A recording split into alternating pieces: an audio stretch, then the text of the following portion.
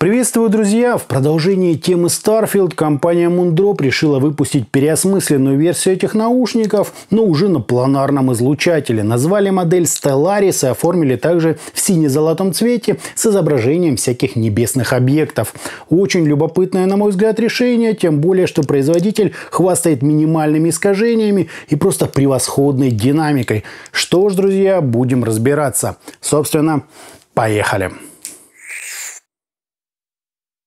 Пришли наушники в достаточно большой коробке с изображением героини какого-то аниме-сериала, подробным описанием их внутреннего устройства, графиком АЧХ и перечнем из основных спецификаций. Из важного отметим довольно высокую чувствительность 117 дБ и низкий импеданс, равный 32 Ома. Но поскольку это планарные наушники, делать из этого далеко идущие выводы не стоит, мощности им надо прилично.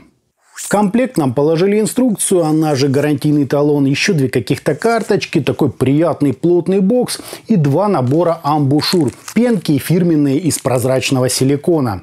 Кабель на вид не особо серьезный, да и по сопротивлению имеем 393 тысячных Ома на общем канале и 554 тысячных Ома на левом и правом. Не то чтобы критично, но разница составляет 16 сотых Ома. Нормально, но не отлично. Чашечки по габаритам довольно внушительные, да и по весу целых 14 грамм. На внутренней части расположилось компенсационное отверстие для 14,5 мм планарного излучателя и очень длинный звуковод. Настолько, что амбушюры мне подошли не только большие, но и среднего размера. Ну а с внешней стороны находится изображение небесных светил и непонятный элемент. Не то винтик, не то дополнительное отверстие для компенсации. Выглядят наушники, конечно, сверхэффектно, да и в ушах сидят весьма неплохо. Вот так, друзья, это все и выглядит.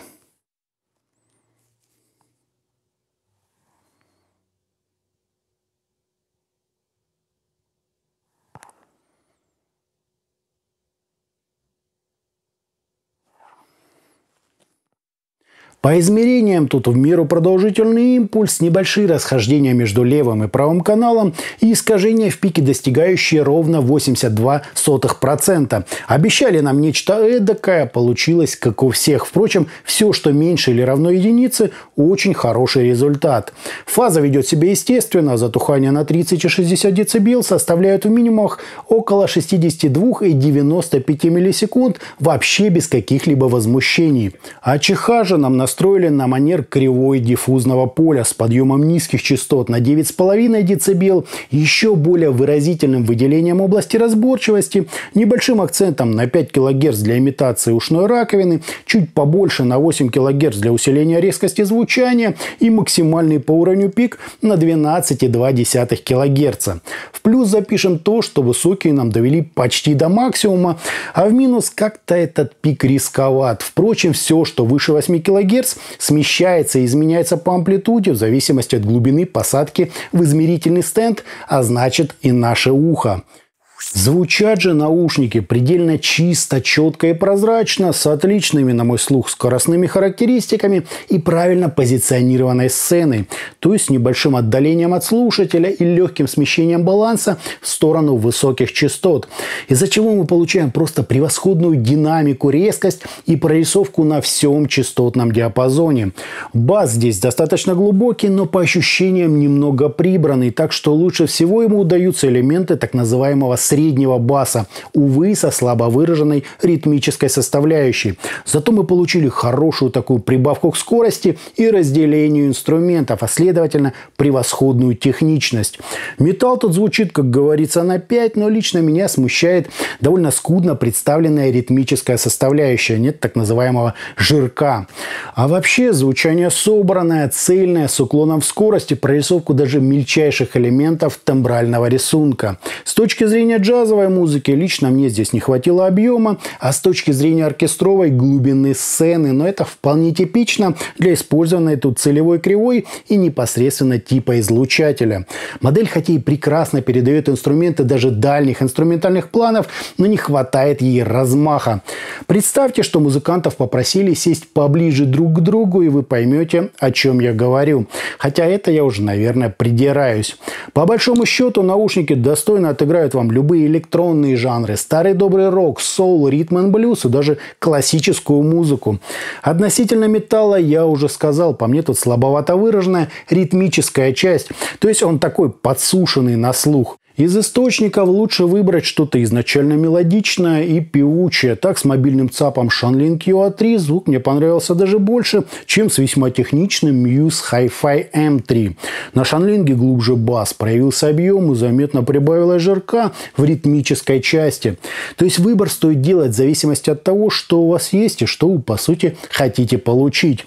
Неизменным останется только тот самый уклон в светлую сторону звучания. Тарелочки и другие элементы перкуссии прямо выходят на передний план.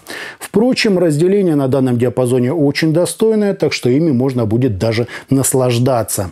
В середине, на мой слух, вполне хватает выразительности, мелодики и разрешения. Следовательно, все, что касается этого отрезка частот, более чем здорово звучит. Фортепиано, например, флейта и виолончель, ну просто волшебны.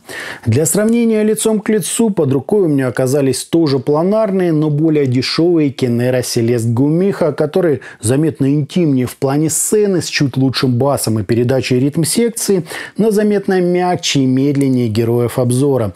Биджип и мелоди очень похожи на них по своему характеру, но у них не такое подробное звучание, нет подсвечивания высоких частот и куда более музыкальная подача, то есть не такой ровный звук, как у Stellaris. Для кого-то это плюс, а для кого-то будет минус. Но в любом случае меня радует отсутствие той надрывности, что мы слышали в LED Shure S12 Pro, в которых даже позитивная музыка звучала как тяжелая правда жизни. Здесь же позитив есть позитив, а негатив – негатив. Что, на мой взгляд, куда правильнее в плане передачи эмоциональной составляющей трека.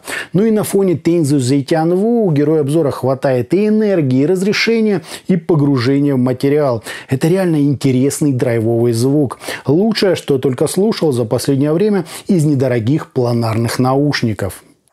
И итогом, планарные внутриканальные наушники Moondrop Stellaris лично меня порадовали приличной посадкой, отсутствием всяких металлических деталей, зима уже близко, и теми самыми прозрачными силиконовыми амбушюрами, хотя ради правды они довольно липкие и часто выворачиваются при извлечении. Кабель я бы, наверное, заменил, ну и туговатые они, конечно, на раскачку, потребуется хотя бы 70 мВт мощности на 32 Ома нагрузки, а лучше еще больше. По подаче же это предельно подробное техничное звучание с хорошей выразительностью мелодикой и небольшим акцентом на высоких частотах. Скорость и драйв – это то, что характеризует героев обзора лучше всего, но объем, глубина и естественность будут напрямую зависеть от имеющегося у вас источника. Если вы предпочитаете какую-то быструю музыку или требовательную к прорисовке материала, то Stellaris вам однозначно подойдут. Скажу больше, это то, что получается у них лучше всего, но ярковато, если вдруг для вас это критично. В остальном превосходные для своего сегмента наушники вполне можно брать. Пожалуй, лучшие планары из всего прослушанного мною за последние полгода. А на этом у меня все. Это были наушники Stellaris от компании Moondrop. Всем добра, всем пока. Подписывайтесь и присоединяйтесь ко мне в социальных сетях ВКонтакте и Телеграме. Всем пока-пока.